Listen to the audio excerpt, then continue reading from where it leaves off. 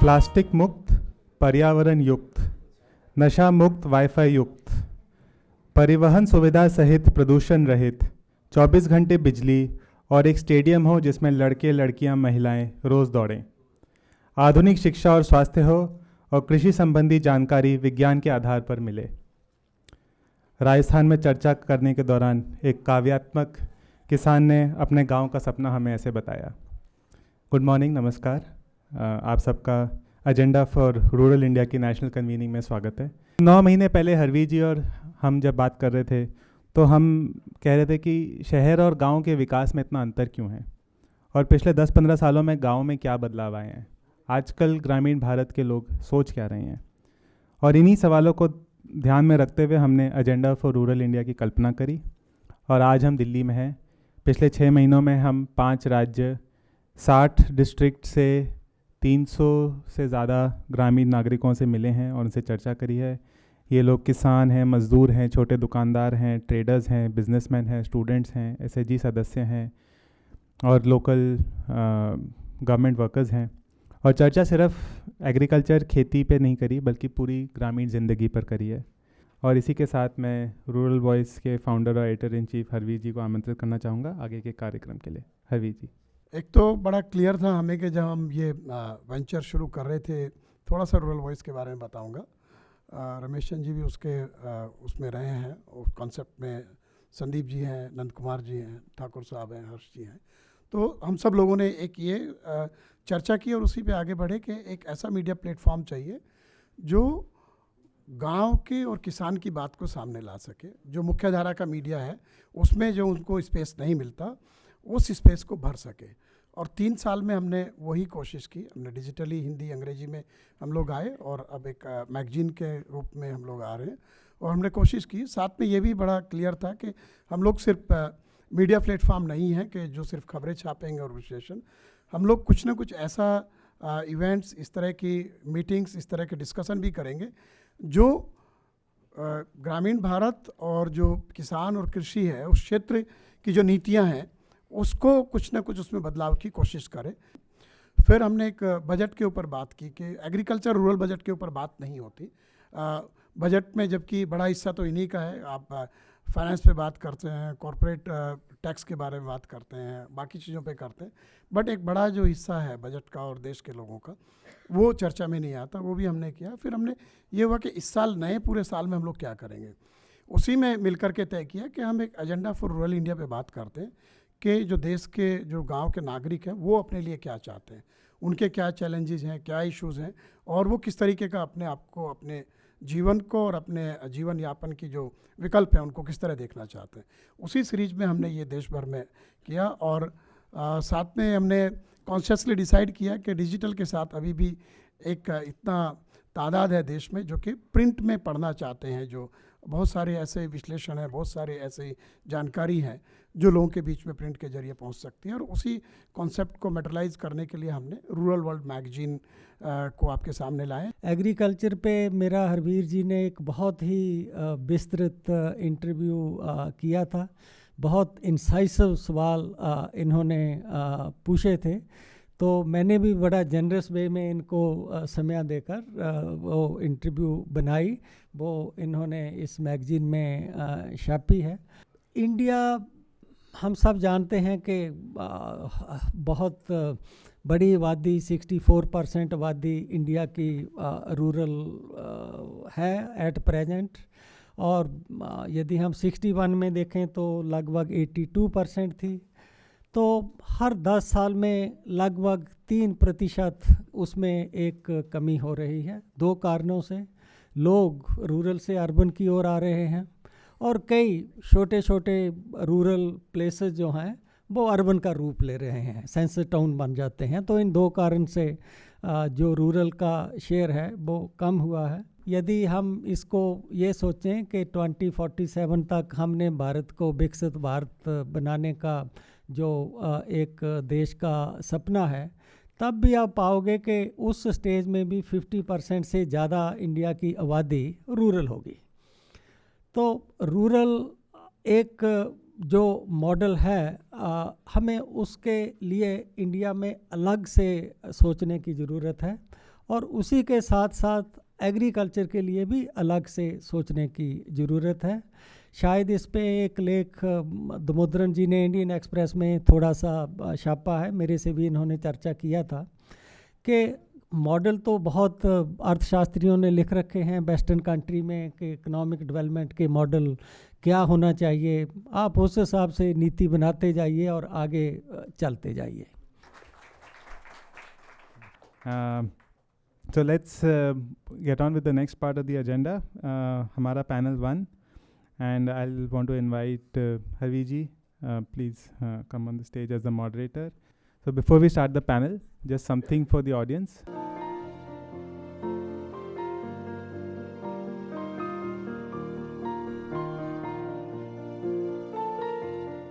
2030 का सपना है गांव हरे भरे, साफ सुथरे, साफ गलियां, साफ रास्ते, खेत के रास्ते पक्के, गांव वालों के लिए खेल के मैदान, जिम, उन्नत मानर शिक्षा और स्वास्थ्य व्यवस्था, आईन और श्रृंखला परिस्थिति बजाय रखिबा, योग्यता अनुसार नियुक्ति सुजोग सृष्टि करिबा। மின்சாரம், தெரு விளக்கு, மெயின் ரோட்ல தெரு விளக்கு இருக்கணும், வீடை சுத்தி வர. Good roads, connectivity to each village. Number 4, proper health care facility. Number 5, biopesticides. Number 6, accessibility for proper education. तो हम लोग ये पैनल डिस्कशन शुरू करते हैं। हमारा जो पहला पैनल है इसमें how is rural India changing, कैसे ग्रामीण भारत बदल रहा है।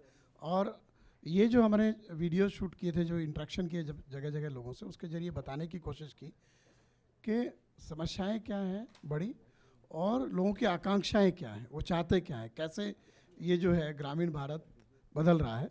सबसे पहले मैं आपको मुबारकबाद देना चाहता हूँ। एक तो जब आप रूरल वॉइस शुरू किए थे, आप मेरे दोस्त हैं, मैंने सोचा था आप एक मिस एडवेंचर में जा रहे हैं, वेंचर में नहीं, लेकिन आपने 3 साल में उसको वेंचर बना दिया, ये बहुत काबिल तारीफ़ की बात है। दूसरी बात, जैसे मैंने आपसे टेलीफोन से कहा था कि मैं अपने एडमिनिस्ट्रेटिव लाइफ में सबसे महत्वपूर्ण बात इसको मानता हूँ कि how much do you listen, आप सुनते कितने हैं। अगर आप सुनोगे नहीं तो आपको पता कैसे चलेगा कि एस्पिरेशनल रूरल इंडिया क्या है। अब मैं दिल्ली में रहता हूँ, देयरफॉर मैं नोएडा और गुड़गांव के बीच में रूरल एरिया में नहीं रहता हूँ। मैं केरला में रहता हूँ, मेरे घर से करीब, मैं शहर में रहता हूँ लेकिन 1 किलोमीटर दूर पर पंचायतें हैं, और सुबह मॉर्निंग वॉक में मैं ज़्यादा मछुआरों से मिलता हूँ, कृषक कम है उस एरिया में, तो थोड़ा बहुत मैं रूरल एरिया से नज़दीक हूँ। फिर भी मैं ये क्लेम नहीं कर सकता कि मैं रूरल इंडिया के बारे में जानता हूँ। लेकिन आपकी जो 5 जगह पर आपने किया, एक अच्छी शुरुआत है, और मुझे इसमें से 4 चीज़ें मोटा मोटी समझ में आई। एक ये है कि ग्रामीण भारत अपने पर्यावरण से बहुत चिंतित हैं, इकोलॉजी, एनवायरनमेंट, पेस्टिसाइड, आप जो भी उसमें बोलिए। दूसरा, अपनी अर्थव्यवस्था, the economy of the family, the economy of rural India, उसमें आप मिनिमम प्राइस, स्किल्स, अर्निंग्स, जैसे रमेश चांद जी ने कहा पार्ट टाइम फार्मर है, आप कैसे उसको इनकम बढ़ाएंगे, all that comes in that economy of the household and economy of rural India. तीसरा, quality of life, health, education, road, आप you heard them speak about all this. And last, which is most important, कि सरकार या सरकार के जो institutions हैं वो पूरी तरह से अकाउंटेबल नहीं है। चाहे वो पॉलिटिकल प्रॉमिस हो, एडमिनिस्ट्रेटिव डिलीवरी मैकेनिज्म हो, डिलीवरी डेफिसिट एक बहुत बड़ा मुद्दा हो के उभर रहा है। तो from that point of view I have 2 major suggestions. One is कि आप ग्रामीण विकास को आप देखते कैसे हैं। एक ग्रामीण विकास मंत्रालय है, उसके 2-4 योजनाएं हैं, वो ग्रामीण विकास विभाग में जाते हैं स्टेट में, और वहाँ से फिर जिला या ब्लॉक के थ्रू वो इम्प्लीमेंट हो जाता है। ये मेरे ख्याल से एक संतुलित कॉम्प्रहेंसिव ग्रामीण विकास नहीं है। Perception of a village हर एक गांव की, हर एक स्टेट के हिसाब से लोकलाइज्ड परसेप्शन अलग अलग है। समस्याएं जैसे आपने भी बताया था, कुछ कॉमनलिटीज़ हैं। इंफ्रास्ट्रक्चर डेफिसिट एक ज़बरदस्त कॉमनलिटी है। जो जितनी हमारे सड़क बनाने के प्रोग्राम रहे हों, PMGSY रहा हो, कुछ रहा हो, एक बार बन गई उसके बाद मरम्मत नहीं होती है, या नए इंफ्रास्ट्रक्चर की ज़रूरत है, जो मैं अपने गांव में भी अनुभव करता हूँ। सबसे पहले ये जो सॉलिड वेस्ट गांव में जो हमारी कुर्डी होती थी, गांव में जो बोलते थे, उसमें खाद रखते थे, कॉमन, जिसके अंदर खाद निकल के आती थी सब लोग, वो अब प्लास्टिक के डंप्स हैं। एक पहला चेंज ये हुआ। तो सॉलिड वेस्ट मैनेजमेंट बिल्कुल नहीं है गांव के अंदर, और पंचायत भी इसमें कोई रुचि नहीं रखती हैं, क्योंकि ये प्रायोरिटी आइटम नहीं है पंचायत के हिसाब से। हम पहले इतने सारे अभी आज़ादी का अमृत काल में हमें बहुत सारी चीज़ें भी कर रहे हैं, टारगेट भी बहुत बड़े टारगेट्स भी हैं। हमें ग्राउंड लेवल एजेंसीज़ की बात भी नंद कुमार सर ने बताया। ग्राउंड लेवल एजेंसी हमारे पास आज की डेट पे जो है, मैं समझता हूँ कि कोऑपरेटिव चाहे जितना भी उसके बुराइयाँ जो एक पर्टिकुलर लेंस में देखा जाता है, क्योंकि कोऑपरेटिव को जब देखते हैं कि हमें एक अदर को देखते हैं, कोऑपरेटिव बुरा है क्योंकि प्राइवेट सेक्टर अच्छा है, वो बहुत ही बड़ा क्वेश्चनेबल आर्गुमेंट है। प्राइवेट सेक्टर अच्छा है, ये रियली अच्छा है, तो क्योंकि कोऑपरेटिव को बुरा हमें बताना है। मैं एजेंसी के बारे में बात करूँ, आज की ग्राउंड लेवल पे हमारे पंचायत हैं, अभी FPOs हैं, संबित जी यहाँ बैठे हुए हैं, बहुत मेजर FPO मूवमेंट उड़ीसा में चला रहे हैं और दूसरे स्टेट में भी। FPO दो टाइप के होते हैं, कोऑपरेटिव के होते हैं और कंपनीज एक्ट में होते हैं। दूसरे SSGs are a big movement.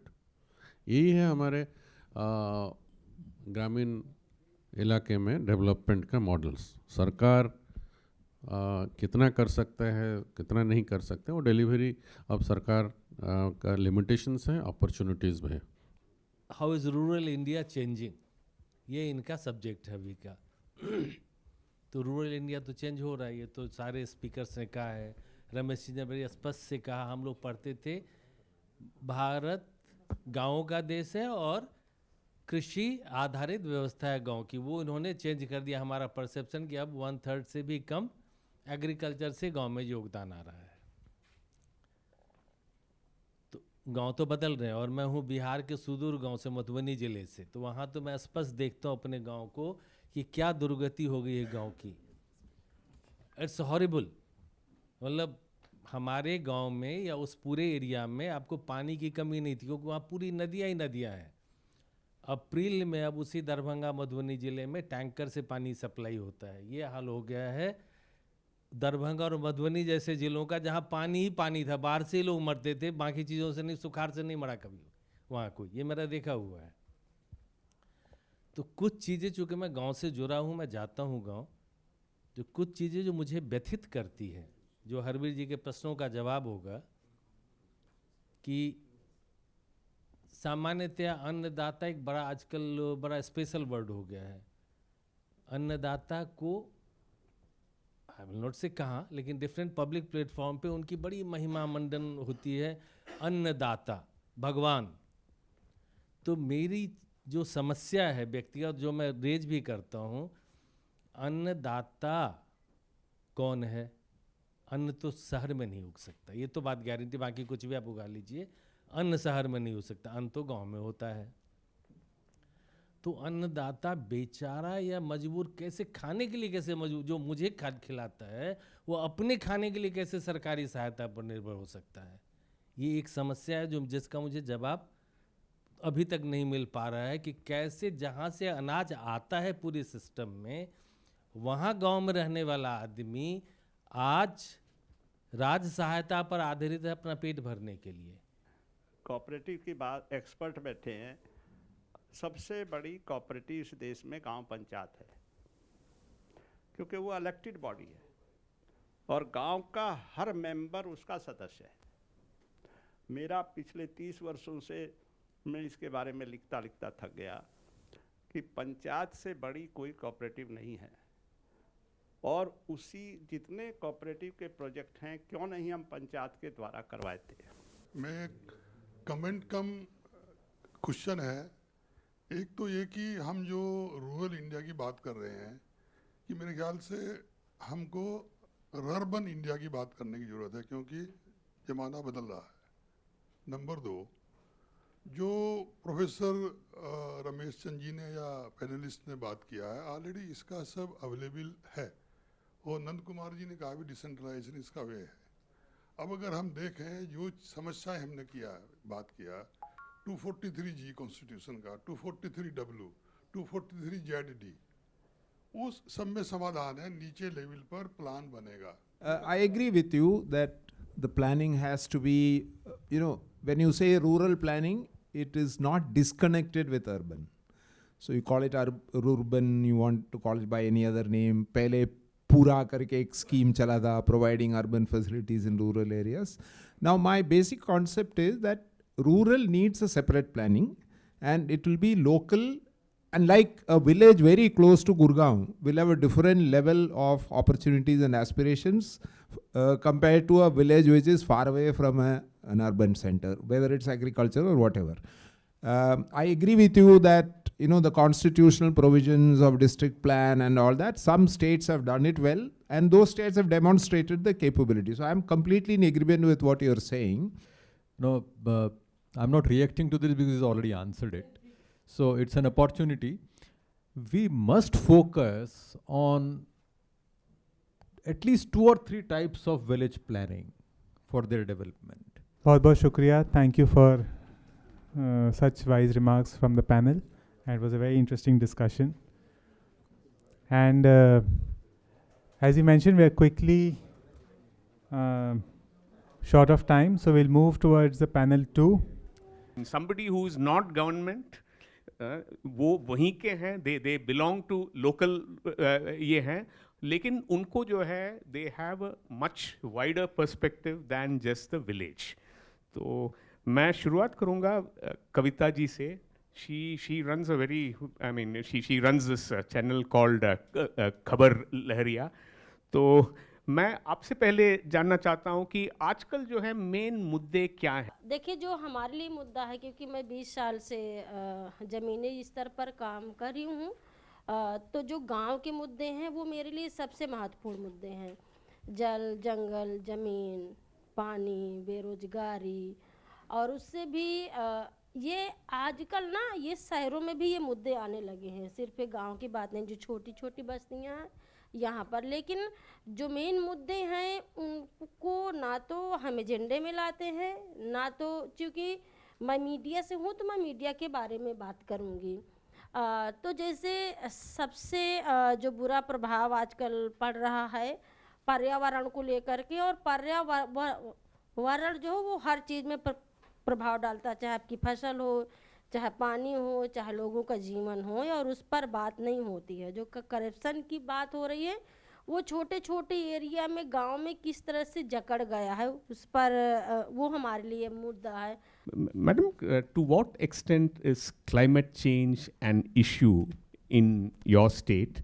If you look at data that's been provided, national reports and all that, the use of chemical fertilizers is quite low in our region, especially in the northeastern states. Meghalaya happens to be one of the lowest, including Sikkim and other states. Indigenous peoples are among the marginalized and vulnerable groups, right? But let me share with you that we are not vulnerable, but we are put in situations that are vulnerable. For instance, the impact of climate change are first-hand experienced by farmers, by indigenous communities.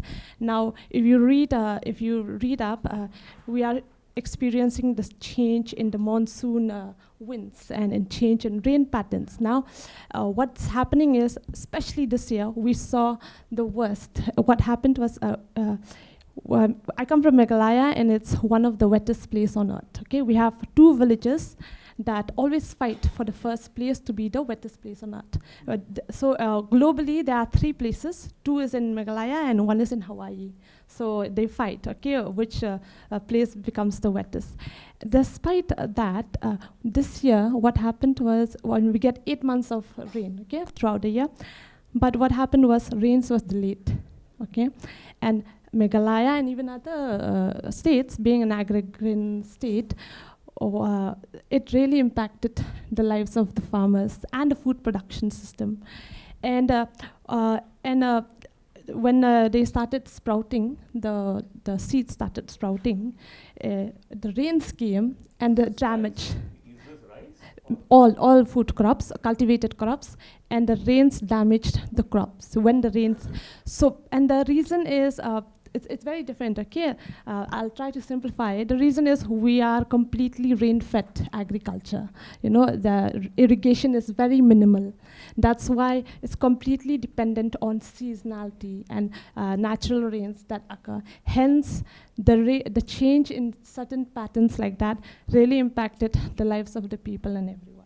And to share about certain other examples is that the incidence of pest attacks, you know, have really increased. And then there are many variants also that have come up. And we have, in our state, there are many, let's say, departments and even civil societies that are working on different things. So we hear about a lot of nuances and terminologies, like one is working on natural farming, one is working on organic farming. We are so caught up with these terminologies and nuances, you know. But really the focus here is we should all come together and work towards that nature-based approach, you know, and forget about terminologies, and we have to focus.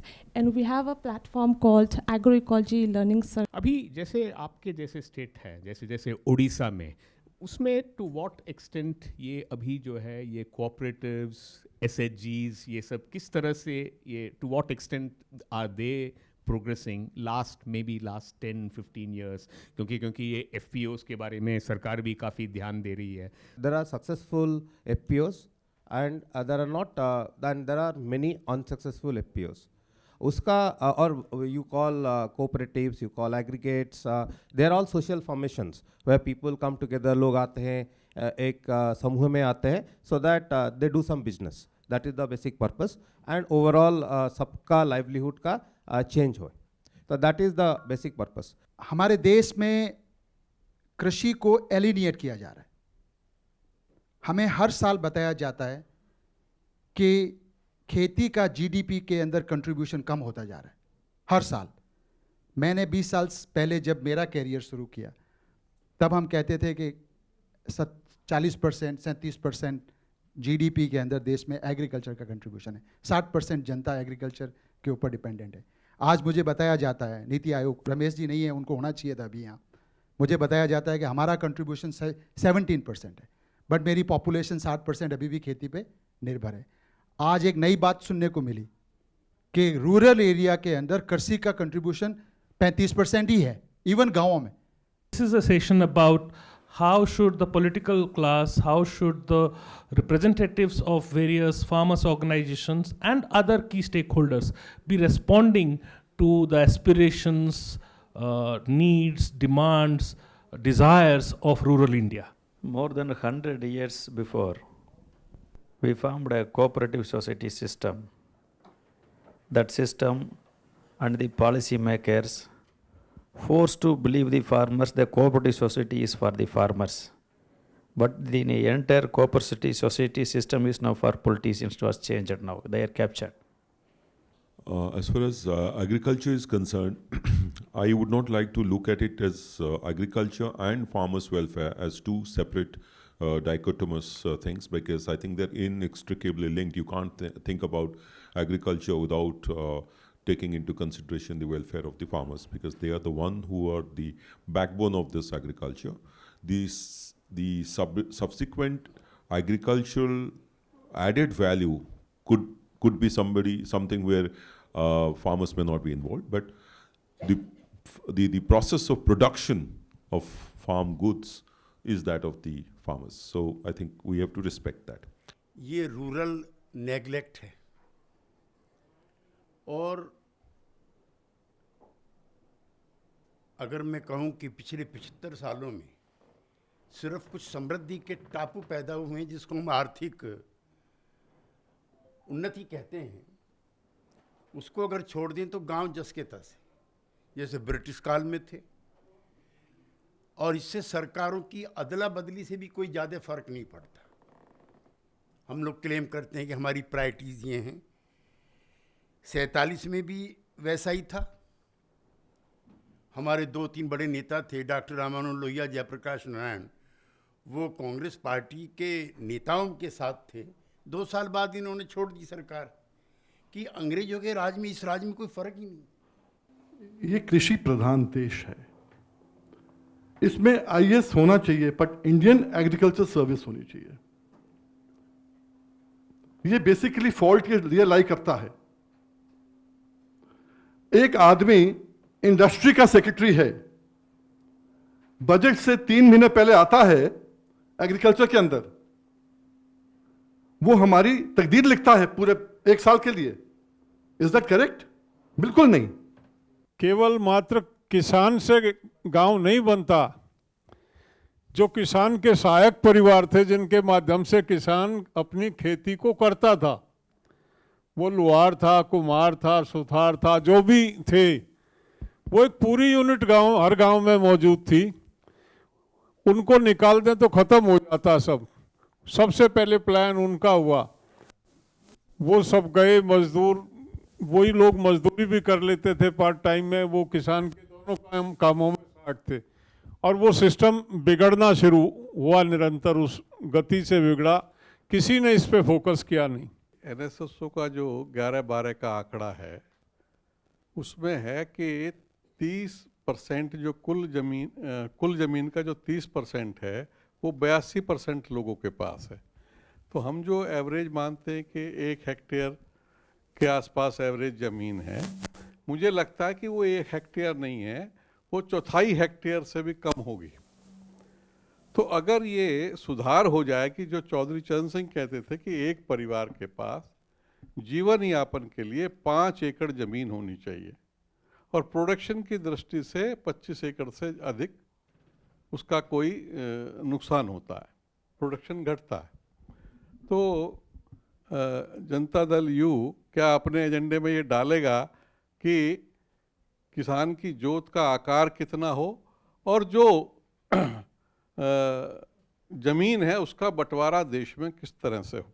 जो आपने सुझाव दिए वो खुद हमारे मन में है। उत्तर प्रदेश में छोड़ के इनके तराई के इलाके को, जो गोविंद बल्लभ पंत जी वहीं के थे, और हमारे नेता कहते थे चौधरी चरण सिंह कि पंत जी ने तराई वाले इलाके में तो लैंड रिफॉर्म किया नहीं, बाकी सारे यूपी में हो गया। और यूपी में इतना इफेक्टिव लैंड रिफॉर्म हुआ कि पुलिस गई है लैंडलेस लोगों को कब्जा दिलाने के लिए।